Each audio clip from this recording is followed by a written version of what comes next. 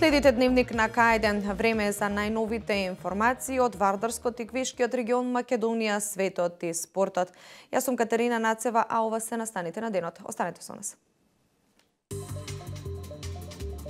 232 одобренија за градење издадени во август оваа година.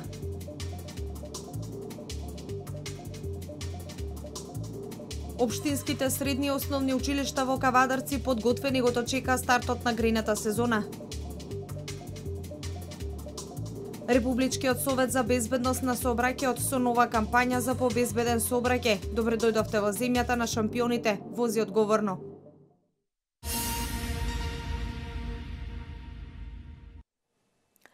Последните податоци на Народна банка на Република Македонија покажуваат дека на годишно ниво е забележан раст од 4,3% од вкупното кредитирање на фирмите и на граѓаните. Иако според податоците во месец септември вкупното кредитирање на фирмите и граѓаните е намалено за 0,3%. Валентина Михайловска. Според податоците на Народната банка на Република Македонија, во септември вкупното кредитирање на фирмите и граѓаните е намалено за 0,3%, но на годишно ниво е забележан раст од 4,3%. Вкупните кредити на корпоративниот сектор во текот на септември забележале намалување од 1,2%. Споредено на годишно ниво, состојбата на кредитите одобрени на корпоративниот сектор е пониска за 0,5% во услови на пад на девизното кредитирање наспроти годишниот раст кај денарското кредитирање. Според НБРМ, кај кредитите на домаќинствата пак во септември е регистрирано зголемување на месечна основа од 0,5% и годишно за 9,8%. Растот на кредитна активност кон домаќинствата во најголем дел се должи на денарските кредити.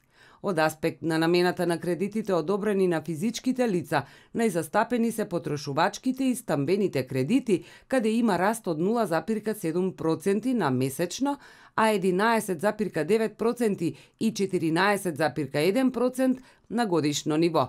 Раст од 1,9% во септември има кај автомобилските кредити, но на годишно ниво е забележан пад од 5,2%. Кај кредитите одобрени на кредитни картички е забележано месечно и годишно намалување од 0,2%, односно 1%. Кај негативните салда на тековните сметки не е регистрирана промена на месечно ниво, но има годишен раст од 3,7%.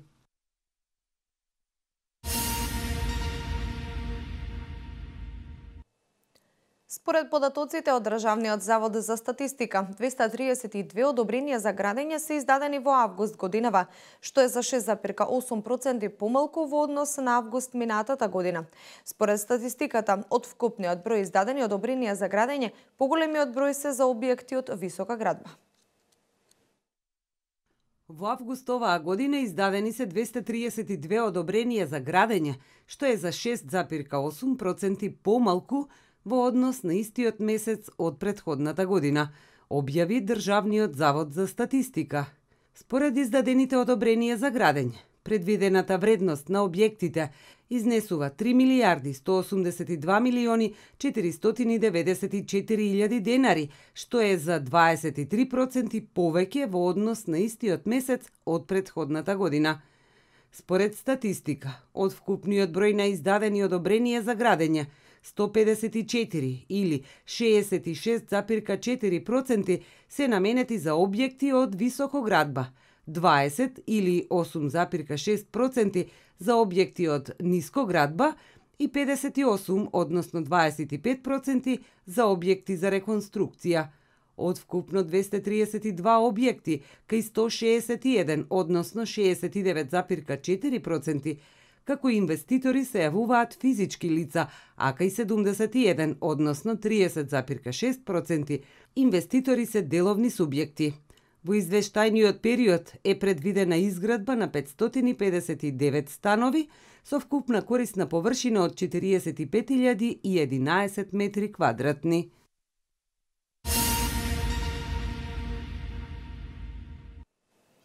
Општинските средни и основни училишта во Кавадарци подготвени го дочека стартот на грејната сезона. Временските услови дозволуваат таа да се пролонгира. За сега грејњето се користи повремено, но веќе од наредната недела најверојатно истото ќе мора да работи поинтензивно, бидејќи температурите ќе се спуштат за најмалку 15 степени. Мартина Митков ги има деталите. Кавадаречките основни и средни училишта подготвени го дочекаа стартот на грејната сезона. Сите имаат доволни количини на гориво, а ќе се дотрошуваат и залихите на нафта од претходната година. Училиштата користат количини на нафта или огревно дрво, во зависност од големината на корисната површина на објектите. Како и секоја година, Кавадарци е меѓу првите градови во Републиката, каде што навремено почнува наставата, се реализираат работи кои што не го прометуваат и непречено почнува воспитно-образовниот процес, па така и грејната сезона, како и останатите минатите години, почна на 15 октомври. Училиштата се снабдени со огревен материјал, бидејќи и јас ја водам таа евиденција за училиштата. Планирани се средства од буџетот на Кавадарци, тоа е со блок дотациите наменски.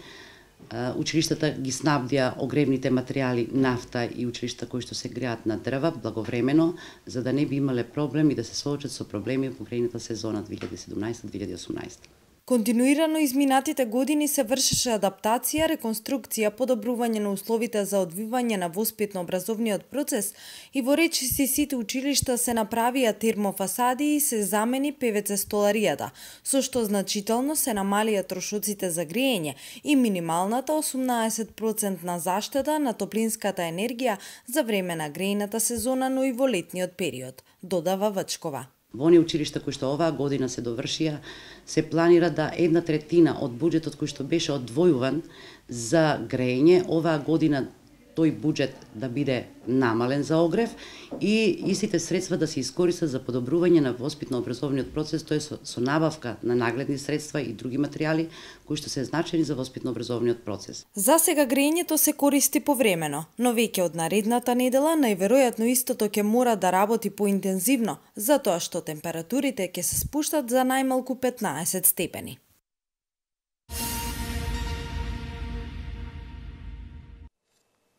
Заедничка вежба на единицата за специјални задачи и на одделот за заштита на определени личности и објекти при МВР се одржа денеска во касарната Илинден во Скопје, соопштуваат од Министерството за внатрешни работи. Целта на денешната вежба беше да се презентира заедничка реакција на единицата за специјални задачи и одделот за заштита на определени личности и објекти во ситуација кога има директно загрозување на безбедноста на одредена личност која е под заштита на Министерството за внатрешни работи.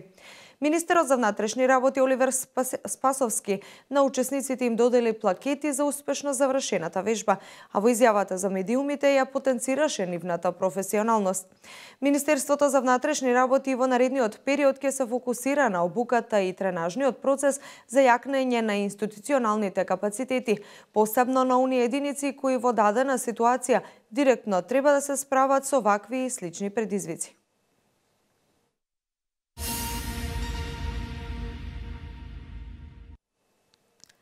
Републичкиот совет за безбедност на сообраќајот на патиштата и Европскиот ракометен првак Вардар преку заедничка соработка во наредниот период ќе реализираат кампањата Добре дојдовте во земјата на шампионите, вози одговорно. Целта на кампањата е да се промовира внимателно и одговорно учество во сообраќајот и почитување на сообраќајните правила и прописи.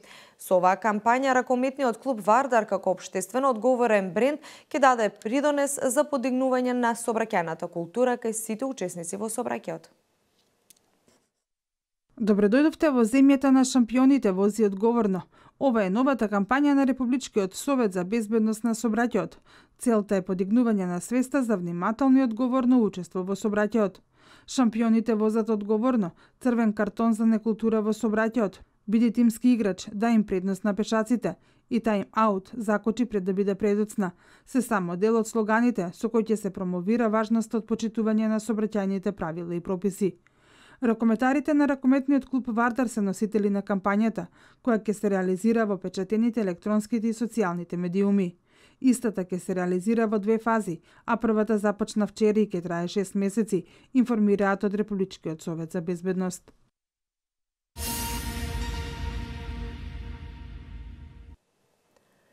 Вкупните депозити во банките во септември бележат пат од 0,5%, но на годишно ниво е евидентиран раст од 6%, соопшти Народна банка на Република Македонија. Во септември вкупните депозити на корпоративниот сектор се намалени за 4,4%, во изедначен придонес на денарските и девизните депозити. На годишна основа пак има зголемување од 5,6%, кој произлегува од растот на денарските депозити.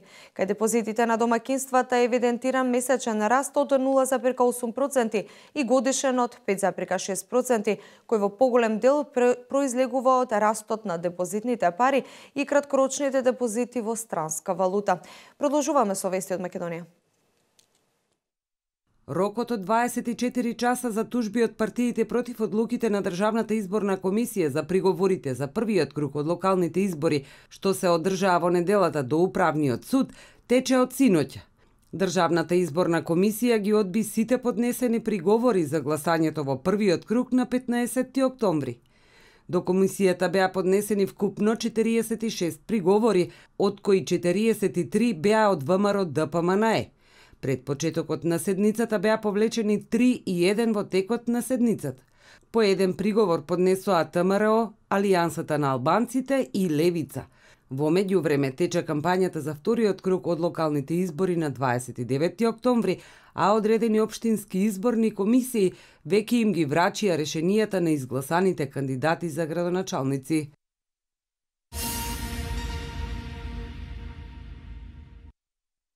Од јануари 2017 година широкопојасен пристап на интернет имале 91,2% од деловните субјекти со 10 или повеќе вработени, објави Државниот завод за статистика. Пристап на интернет преку пренослив уред, употребувајќи мобилна телефонска мрежа, имале 63% од деловните субјекти. Ваков тип мобилна поврзаност на интернет преку преносливи уреди, ноутбук, лаптоп, смартфон, телефон ПДА и слично за деловна намена, користеле 14,5% од вработените во деловните субјекти. Според статистика, 54,2% од деловните субјекти користеле социјални медиуми, односно имале кориснички профил, сметка или лиценца за користење одреден социјален медиум. Околу 49% од деловните субјекти имале веб страница или почетна страница, од нив 80% на веб страницата имале обезбедено опис на производите, услугите, ценовници. 59% имале наведено линкови, референции до нивните профили на социјалните медиуми, а 21% обезбедиле онлайн нарачување, односно резервирање. Во текот на 2016 година 10,3% од деловните субјекти со 10 или повеќе вработени имале е-трговија, односно купувале или продавале стоки или услуги преку компјутерските мрежи. Е-продажба реализирале 6%, а е-купување имале 5,8% од деловните субјекти.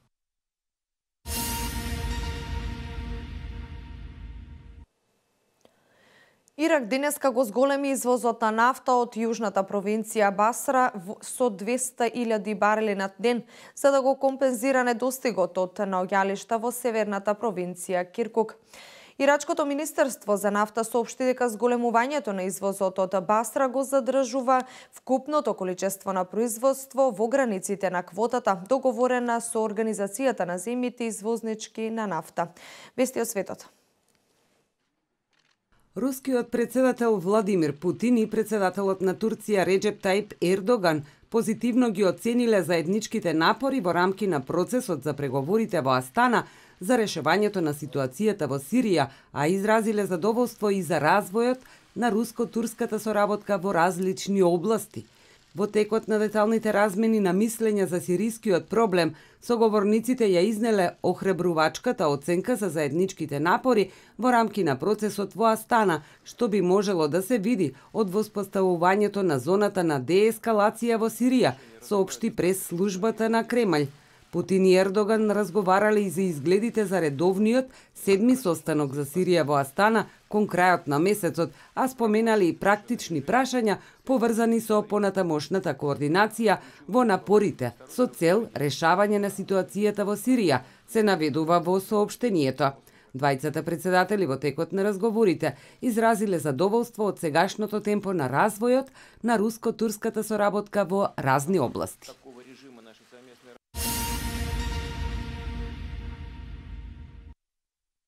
Шпанската влада ќе објави конкретни мерки за преземање контрола на Каталонија, а тоа ќе биде првпат во историјата на Шпанија, централната влада да се повикува на уставот за да расформира регионална влада.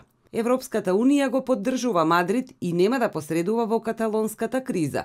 По 3 недели од референдумот и истекот на 2 рока, каталонските лидери да објаснат дали прогласиле независност или не. Премиерот на Шпанија Маријано Рахој ќе одржи вонреден состанок на својот кабинет и ќе ги соопшти мерките за суспензија на автономијата на Каталонија. Со конкретните акции кои планира да ги преземе според членот 155, мора да го извести Сенатот, во кој пред конечното гласање ќе се одржи дебата. Рахој вели дека членот 155 од Уставот не подразбира употреба на сила. Неговата цел е враќање на законитоста и нормалното функционирање на институциите. Вели, каталонските власти го прекршиле законот, а владењето на правото е еден од основните принципи на Европската унија. Каталонските официјални лица за денеска најавија масовни протести. Подржувачите на независноста започнале да ги повлекуваат парите од банките кои ги преместиле седиштата од Барселона во Валенсија и Мадрид.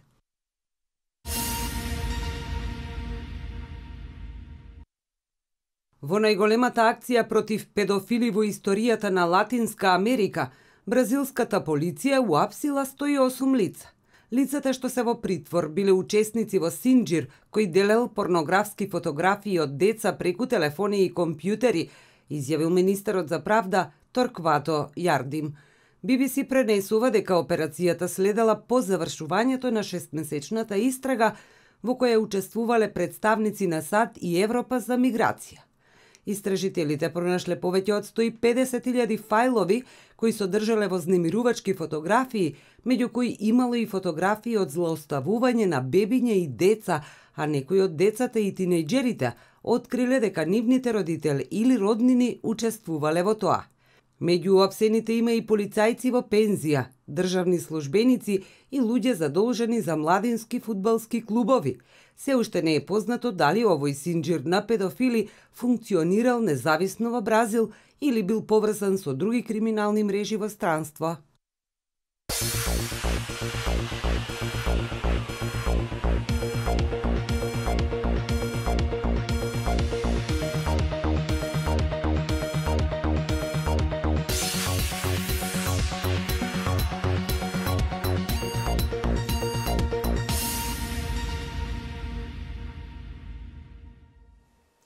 Денес имаме сончево и топло време со температура до 27 степени, а такво ќе се задржи утре. Веќе од понеделник ќе има заладување, облачно време со дожд и снег, најавуваат од Управата за хидрометеоролошки работи.